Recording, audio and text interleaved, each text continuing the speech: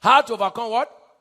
Financial hardship. Number one, have a possibility mentality. Have a what? If you want to overcome hardship, have a possibility mentality.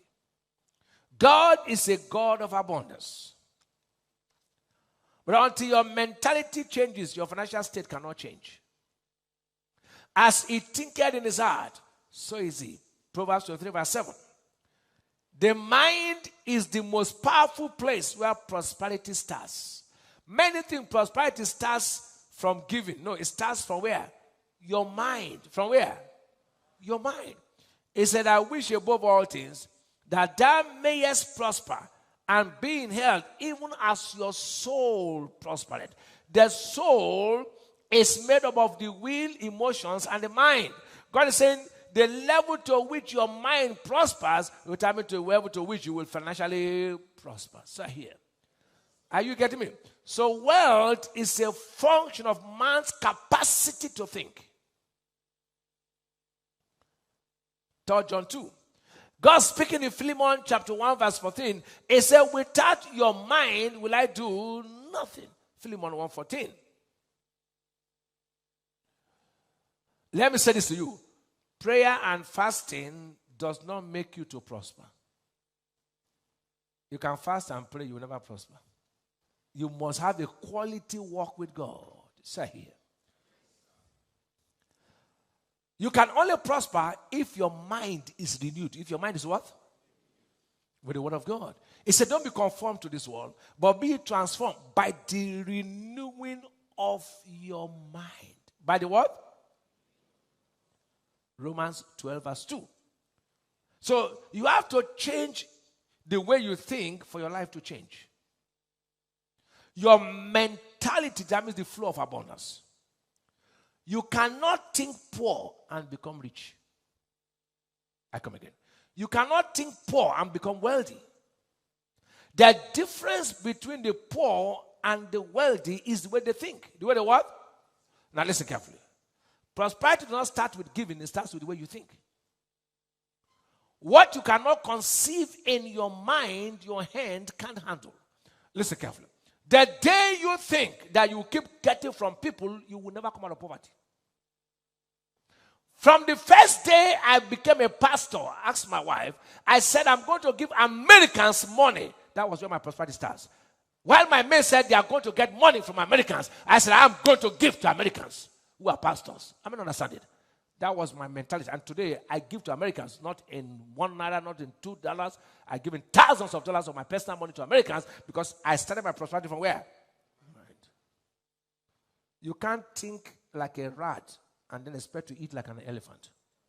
Number 2. Be a covenant practitioner. Be a what? A covenant is all about fulfilling your part of every scriptural deal so as to commit God to deliver his promises. When your part is fulfilled, God is committed. The covenant is stronger than any climate, no matter how hard it is. There's no economic hardship that can break the covenant. In Psalm 89 verse 34, it said, my covenant will I not break, nor alter that which has gone out of my lips. God's covenant with man is as eternal as the night and day. In Jeremiah 33, verse 20, 21, 25. Thus saith the Lord, shall we read together verse 20? One to go. Thus saith the Lord, if you can break my covenant of the day and my covenant of the night, that there should not be day and night in their season. Let me read, for time's sake, let me read verse 25. Leave one to go. Thus saith the Lord, if my covenant be not with day and night, if I have not appointed the ordinances of heaven and earth. Know what God is saying? He said, if you ever wake up and see day and night exchanging without any force altering it, then what I tell you to do, do it. No devil can stop you. That's what God is saying. Now listen carefully. Let's see what God is saying. It said, as long as you see, you wake up, day is day, night is what? And all the demons in hell could not stop the day and turn the day to night, then do your own part of the deal. You commit my integrity to do my part. There's no force. So God is saying, find out what the covenant is talking about. Do your part. If you wake up any day and then night is turned to day, then my covenant will fail. But as long as the night is there, the day is there, my covenant with you cannot be broken. Say here. Now, the covenant anchors on a law. And the law of the covenant is seed time and harvest. Seed time and what? That's the law. It said in Genesis chapter 8, verse 22, as long as this earth remaineth, seed time and harvest shall not cease. God is saying, anytime you sow a seed, harvest is sure. That is the backbone of the covenant. So here. It said, just do your own part by sowing what? A seed. Leave me to bring in the harvest.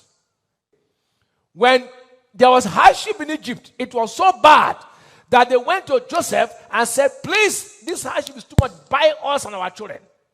Take everything we have. If you ever read Genesis 47, 15 to 19. But in 27 of that same chapter, the Bible said, Israel dwelt in the land of Goshen. They increased. That means in the midst of the hardship, a set of people did not affect them. Because they were covenant people. They were what? Now, God is saying, no matter the hardship, do your part of seed sowing. Allow God to give you the harvest. I don't understand what I'm going to say here. When I say I cannot be poor, I'm simply saying I am going to sow my seed. No matter the demons in the world, they can't stop me from prospering. I'm going to get my secret. Oh my God. I pray you understand. Have you ever heard me say, let all the demons in this world meet? I can never be poor. Have you heard me say so? I can only be poor when I stop sowing seed. The giving starts with tithing. Starts with what?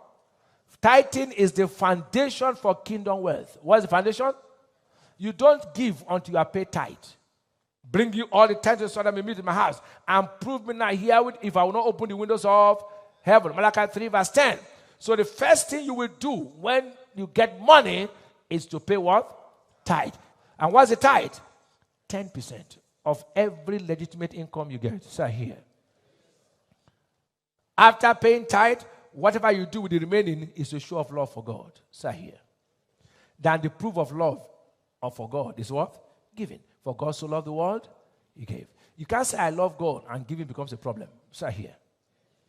You can show your love by sowing seeds in different areas. Now there's it that what? Scatter it and yet what? Increase it. When you pay tithe, you have laid the foundation. This is what it does. You see every building? Just have a mental picture of any building. The foundation of the building is tight. The body, the structure is your offerings. The roof is signs and wonder. This is how it does. When you lay the foundation, you put the structure, you just tell God, he gives you the roof.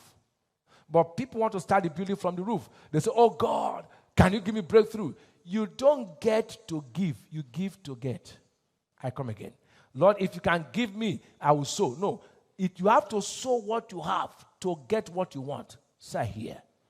You don't say, God, give me, I will sow. You sow what is available to get what is desirable. Are you getting me now? You give in different areas, promote his kingdom, give to your prophet, give to your poor, give to your parents. Are you getting what I'm saying? The beauty of the giving covenant is that you can start from where you are. You can start from where?